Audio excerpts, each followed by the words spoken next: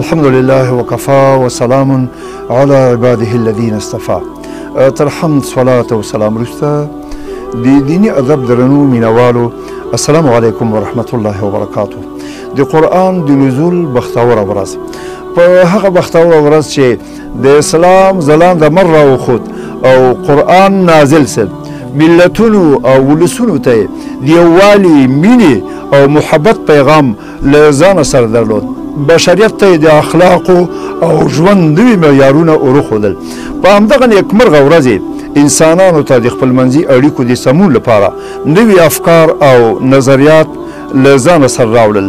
دغه ستر کتاب د خپل نزول سره سم له نوو غوښتنو او ارمانونو سره نړۍ ته راغی او بشریت ته د نوي ژوند زیری ورکړ.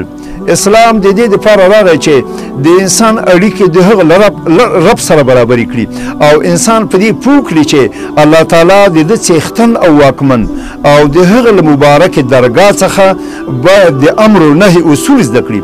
قرآن راغی او انسان ته د لهجې په بشپړ صراحت سره وویل د الله تعالی په نزد د انسانانو د یووالي مزی ایکي یو دی چې هغه لا اله الا الله محمد رسول الله ده. د انسانانو د ژوند لپاره یو نظام حق او هغه هم اسلام دی. له اسلامه پرته ټول نظامونه جاهلي ظالمانه او وحشیانه دي.